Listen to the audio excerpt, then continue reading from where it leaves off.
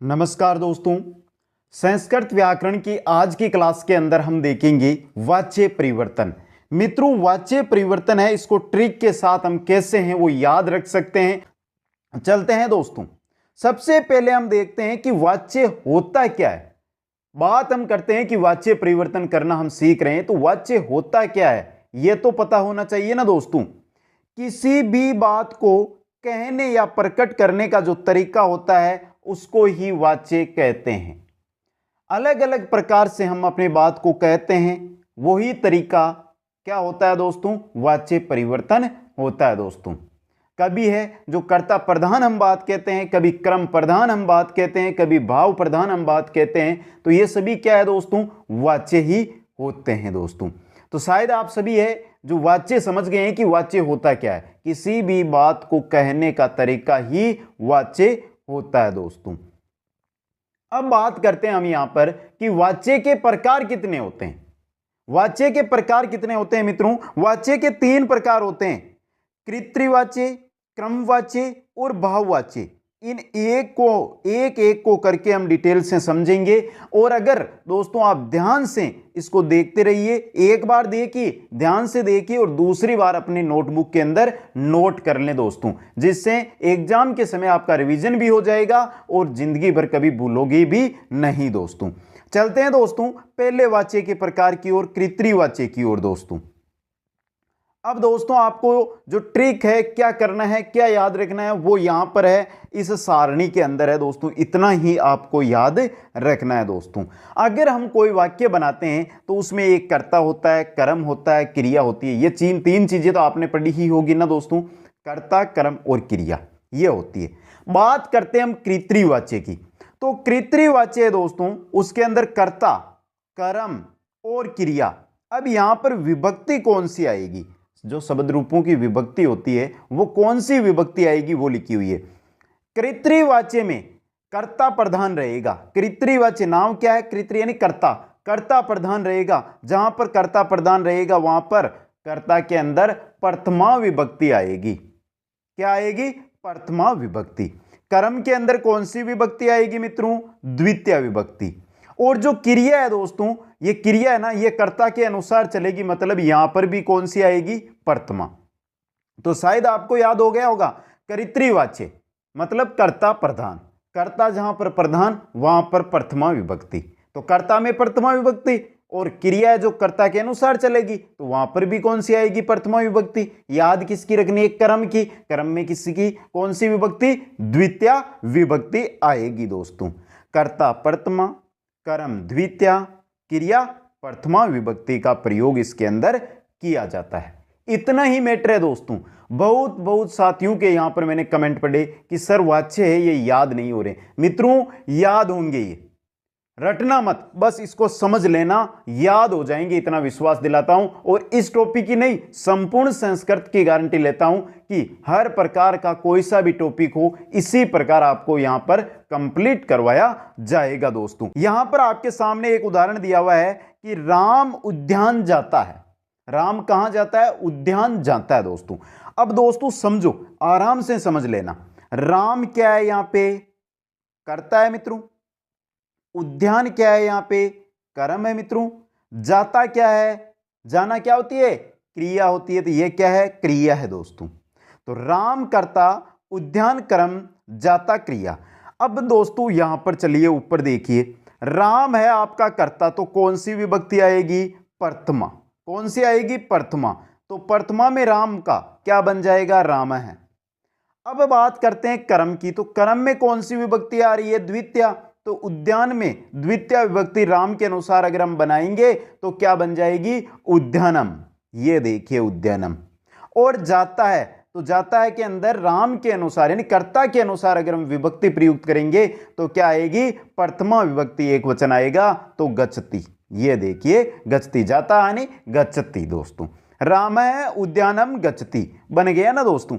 इतना सिंपल है। लेकिन कभी मित्रों ये ऐसा नहीं आएगा कि आपको हिंदी का वहां पर दिया हुआ हो और बोला जाएगा कि इसको कृत्रिवाच्य में, कभी नहीं आएगा। प्रश्न कैसे आएगा कि कर्तृवाच्य को कर्मवाच्य में परिवर्तन करो, कर्तरी को भाव में करो या भाव को कर्तरी में करो। इस प्रकार के क्वेश्चन एग्जाम के अंदर आपको देखने को मिलते हैं, जो अंत में हम कुछ जो एग्जाम्पल है उनके द्वारा समझेंगे भी दोस्तों। आगे और उदाहरणों से इसको समझने का प्रयास करते हैं दोस्तों। कुछ उदाहरण और है आपके सामने। सीता पढ़ती है। सीता क्या है, यहां पे कर्ता आ गया दोस्तों, आ गया। और यहां पे देखिए पढ़ती, पढ़ती क्या है, क्रिया है, मतलब यहां पर कर्म क्या है, गायब है। तो बनाइए दोस्तों, सीता पढ़ती है, सीता पढ़ती है, सीता करता है तो सीता का प्रथमा एकवचन में सीता ही होगा, और पढ़ती है क्रिया का पढ़ती हो जाएगा दोस्तों, तो सीता पढ़ती। अब तीसरा उदाहरण और देख लिए। मैं बाजार को जाता हूं। मैं क्या हो गया, कर्ता, बाजार क्या हो गया, कर्म, जाता है क्या हो गया, क्रिया। अब मित्रों यहां पर आपको जो मैं को संस्कृत में क्या कहते हैं, अहम, क्या कहते हैं, अहम। प्रथमा की बात हो रही है, प्रथमा में अहम आएगा दोस्तों। अब दोस्तों आगे चलिए। बाजार, बाजार का हो जाएगा कर्म है तो द्वितीय विभक्ति आपणम आ जाएगा। जाता है, मैं के अनुसार प्रयोग करना है यहां पे दोस्तों, किसके अनुसार, मैं के अनुसार। तो मैं के अनुसार यहां पे गच्छति नहीं आएगा, गच्छामि आएगा दोस्तों। क्या आएगा दोस्तों, गच्छामि आएगा। यह आपको याद रखना है दोस्तों, इंपॉर्टेंट चीज है दोस्तों। तो क्या आ जाएगा यहां पे, गच्छामि। रूप कैसे होते हैं दोस्तों, गच्छति, गच्छत, गच्छन्ति, ये तो हो गए से, तो, ते, सा, तेता, तत्ते, तानी के रूप। बाद में देखें पटसी, पटत, पटत, ये हो गए त्वम, युवाम, यूयम के। आगे पटामी, पटावे, पटामे, या गचामी, गचावे, गचामे, तो ये हो जाएंगे हमारे अहम, आवाम, वयम के। हम यहां पर बात किसकी कर रहे हैं, एम की, तो एम के साथ क्या आएगा, गचामी आएगा दोस्तों। यह था हमारा कर्तरीवाच्य। फिर देख लें एक बार मित्रों, कर्ता प्रथमा विभक्ति का, कर्म द्वितीय विभक्ति का, क्रिया प्रथमा विभक्ति की, और प्रयोग किसके आधार पर होगी, कर्ता के आधार पर। प्रधान कौन रहेगा, कर्ता प्रधान रहेगा दोस्तों। आगे चलते हैं दोस्तों क्रमवाच्य की ओर। क्रमवाच्य क्या कहता है, बहुत सिंपल है दोस्तों, बहुत ही सिंपल है। कर्तृवाच्य था, वहां पर कर्ता प्रधान था। कर्मवाच्य के अंदर कौन प्रधान होगा मित्रों, कौन प्रधान होगा दोस्तों, कर्म प्रधान होगा यहां पे। तो प्रथमा विभक्ति किसकी आएगी, कर्म की आएगी, और इसी के आधार पर क्रिया प्रयुक्त होगी तो उसमें भी कौन सी आएगी, प्रथमा विभक्ति आएगी। तो कर्मवाच्य क्रम प्रधान होता है तो प्रथमा विभक्ति, और क्रिया प्रधान के अनुसार चलेगी तो कर्म प्रधान रहेगी क्रिया, मतलब वहां पर भी क्या आएगा, आपके प्रथमा विभक्ति आएगी। बच्चा क्या है कर्म के अंदर, आपका बच्चा है कर्ता, और कर्ता के अंदर आपको कौन सी विभक्ति प्रयुक्त करनी है, तृतीया विभक्ति प्रयुक्त करनी है दोस्तों। शायद सभी को समझ में आ गया है। कर्म नाम से पता चल रहा है कर्म है तो कर्म प्रधान रहेगा, और कर्म प्रधान है तो जहां पर प्रधान वहां पर प्रथमा विभक्ति प्रयुक्त कर दो दोस्तों। तो यहां पे हमने प्रथमा विभक्ति प्रयुक्त कर दी। क्रिया भी हमेशा प्रधान के अनुसार, यानी प्रधान क्या है कर्म, तो कर्म के अनुसार चलेगी, तो यहां पर भी क्या आ गई आपकी प्रथमा विभक्ति। बच्चा सिर्फ आपका कर्ता, तो वहां पर आ जाएगी तृतीया विभक्ति दोस्तों। अब थोड़ी सी चीज आपको याद और रखनी है दोस्तों, देखिए आगे चलते हैं दोस्तों। यहां पे देखिए नोट, क्रिया में मूल धातु में ये जोड़कर आत्मनेय पद में प्रयोग करना है। कर्मवाच्य के अंदर क्या किया जाता है, जो क्रिया होती है उसके अंदर, जो क्रिया रहेगी उसके अंदर ये जोड़ा जाएगा, और जो हम प्रयोग करेंगे वहां पर वो आत्म धातु रूप होते हैं ना, उनमें आत्मनेय पद के अंदर प्रयोग करेंगे दोस्तों। अब आत्मनेय पद क्या होते हैं, तो मित्रों आपको ज्यादा याद नहीं रखना है, यहां पर मैं एक लेकर आया हूं, बस इतना याद रख लो। हाँ, इसके तो सभी रूप, जैसे यहां पे मैं पट के लेकर आया हूं, आपको गच के, गम के, सभी के याद रखने। लेकिन दोस्तों यहां पे ध्यान से देखो कि होता क्या है, सिंपल है दोस्तों। ये देखिए पटती, पटत, पटंती, पटसी, पटत, पटत, पटामी, पटावे, पटामे, ये आपको सभी को याद है, मेरे को पता है, जो भी क्लास देख रहे हैं सबको याद है ये, लेकिन ये बहुत कम साथियों को याद है। तो ये क्या करना है, पहले तो जो आपका यहाँ पे जो मूल धातु है पट धातु उसके प्लस में कर देना ये, देखिए पट प्लस ये दिखाई दे रहा है आपको, और फिर बनाना आत्मनेपद में पटयते पटयते पटयन्ते पटयसे पटयथे पटयद्वे पटये पटयावे पटयामहे। बहुत ही सिंपल है दोस्तों, बस आप थोड़ा सा दिमाग लगा लो, 5 बार इनको बोलो, 3 बार अपनी नोटबुक में इनको लिखो, याद हो जाएंगे दोस्तों। अब आगे दोस्तों आपको याद है कि हम क्रमवाच्य पढ़ रहे हैं जिसके अंदर कर्ता तो आएगा तृतीया विभक्ति का, कर्म प्रथमा का, और जो क्रिया रहेगी वो भी प्रथमा की रहेगी। अब इसके कुछ उदाहरण हम देख लेते हैं, फिर हम कर्तृवाच्य से क्रमवाच्य कैसे बनाते हैं वो भी देखेंगे दोस्तों। छात्र द्वारा लेख लिखा जाता है। छात्र क्या है? कर्ता है। कर्ता में कौन सी विभक्ति? तृतीया विभक्ति। लेख क्या है? क्या है दोस्तों? लेख कर्म है, तो कर्म के अंदर प्रथमा विभक्ति। लिखा जाता है, तो लिखा जाता, लिखना क्या हो गई? क्रिया, यहां पर भी कौन सी? प्रथमा विभक्ति। लेकिन प्लस में ये जोड़ना है और आत्मनेपद बनाना है। इतना आपको क्या रखना है? याद रखना है। तो बनाइए दोस्तों, छात्र के अंदर तृतीया विभक्ति अगर प्रयोग करेंगे तो क्या बन जाएगा? छात्रेण। लेख के अंदर प्रथमा विभक्ति लेख है, और लिखा जाता है नहीं, क्रिया के अंदर प्रथमा ये जोड़ेंगे और आत्मनेपद में बन जाएगा लिखियते। छात्रेण लेख लिखियते। समझ में आ गया? इसी प्रकार एग्जाम में करना है आपको, पहले कर्ता उठाना है, फिर कर्म उठाना है, फिर क्रिया उठानी है, और क्रिया में ये जोड़कर आत्मनेपद बना देने दोस्तों। आगे चलते हैं दोस्तों, आगे देखिए यहां से दोस्तों। अब दोस्तों यहां पे बात आ जाती है कर्ता की, जैसे कि स तोते सा तेता तत्ते तानी त्वम युवाम यूयम अहम आवाम वयम। इनका दोस्तों तृतीया में क्या से प्रयोग करें, या तृतीया के अंदर इनका क्या रूप चलता है, तो ये भी मित्रों आप याद कर लो। बहुत सारे साथियों को ये बहुत कम याद होता है।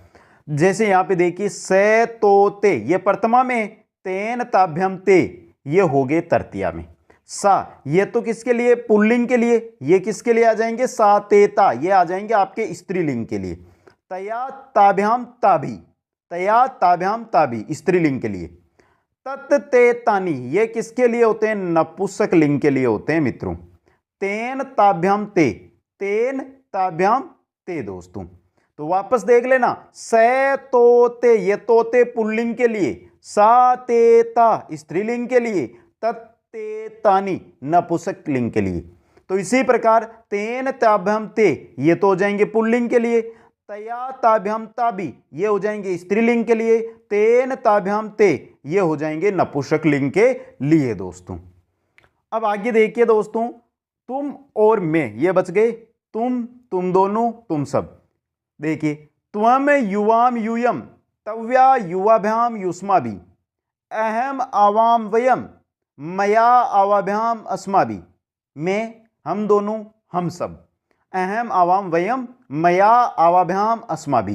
तो ये रूप आपको याद करने, और यहां पर मैं क्यों बता रहा हूं, क्योंकि दोस्तों अपने नोटबुक में लिख लो, तो वाच्य के अंदर हमारे इतने ही प्रयोग होते हैं, बाकी जो शब्द रूप है वाच्य के अंदर प्रयुक्त नहीं होते हैं, तो इनको आप याद कर लेना जरूर। अब दोस्तों हमने कृत्रिवाच्य पढ़ लिया, क्रमवाच्य बनाना पढ़ लिया, तो अब चलते हैं हम कि कृत्रिवाच्य से क्रमवाच्य कैसे बनाएं। एग्जाम में यही प्रश्न आता है ज्यादातर दोस्तों। चलते हैं दोस्तों, यहां पे देखिए इंपॉर्टेंट भी है दोस्तों, कर्तृ से क्रमवाच्य बनाना। देखिए ये आपके क्रम का रहेगा, सह पत्रम लिखती किसका है? क्रमवाच्य का है। अब इसको बदलना किसके अंदर है मित्रों? इसको बदलना है हमारे जो क्रमवाच्य है उसके अंदर। तो पहले यहां पर बात करें तो स है, ये किस, इसके अंदर जो विभक्ति है वो प्रथमा है, पत्रम के अंदर कौन सी है? द्वितीया है, और लिखती के अंदर कौन सी है? प्रथमा है दोस्तों। अब हमें जब कर्म के अंदर जाना है तो इस प्रथमा को तो बनाना है तृतीया में, इस द्वितीया को बनाना है प्रथम में, और इसको भी प्रथम में ही रखना है, लेकिन बना देना है ये जोड़कर आत्मनेपद में। यह तरीका बहुत अच्छा रहता है इस प्रकार से लिखकर प्रश्न सोल्व करने का। अब दोस्तों से का अगर हम तृतीया में जाएगा तो क्या बन जाएगा? अभी अभी हमने देखा था से का तृतीया में जाने पर क्या बन जाता है दोस्तों? क्या बन जाता है? तेन बन जाता है। क्या बन जाता है? तेन। अब बात करते हैं पत्रम, ये द्वितीया में, तो प्रथमा में चलना है यहां पे, तो प्रथमा में यहां पे जाएंगे तो पत्थर बन जाएगा। और यहां पर है लिखती, ये प्रथमा में है लेकिन इसको रखना प्रथमा में है, लेकिन आत्मनेय पद में चलना है ये जोड़कर, तो बन जाएगा लिखियते। क्या बन जाएगा मित्रों? लिखियते, लिखयते, ये बन गया आत्मनेय पद में। अब मित्रों एक बार मैं इसको वापस समझाता हूं आपको। सह पत्रम लिखती, यहां पे है तृतीया, यहां सॉरी यहां पे है आपके प्रथमा, यहां पे है द्वितीया और यहां पे है प्रथमा। यहां पे आपको करनी है क्रमवाच्य के अंदर तृतीया, यहां पे प्रथमा और यहां पर प्रथमा, साथ में आत्मनेय पद बनाने हैं दोस्तों। तो स पत्रम लिखती, तेन पत्र लिख्यते, रामय फलम खादती, तो रामय प्रथमा है, यहां पे तृतीया रामायण हो गया, फलम द्वितीय है, यहां पर प्रथमा फलम फले फलानी, फलम फले फलानी, ये तो आपने पढ़े होंगे दोस्तों। तो यहां पे क्या हो गया हमारा? प्रथमा, प्रथमा और द्वितीय सेम रहते हैं, खादियते, ये हमारा प्रथमा के अंदर आत्मनेय पद में हो गया। तो कर्तरी से भाव या भाव से कर्तरी से क्रम या क्रम से भाववाच्य, ये एक ही चीज है। इसी का अगर आप यहां पर रूप परिवर्तन करोगे तो ये हो जाएगा क्रम से कर्तृवाच्य दोस्तों। अब तीसरे प्रकार की ओर चलते हैं। तीसरा प्रकार है हमारा भाववाच्य। और भाववाच्य तो ये याद करके चलो कि भाववाच्य बहुत ही सिंपल है। भाववाच्य के अंदर जिस प्रकार हमारे क्रम के अंदर कर्ता किसमें था? तृतीया में था, यहां पर ही तृतीया में रहेगा। कर्म वाच्य के अंदर क्रम प्रधान था, यहां पर क्रम नहीं रहेगा ही नहीं इसके अंदर क्रम।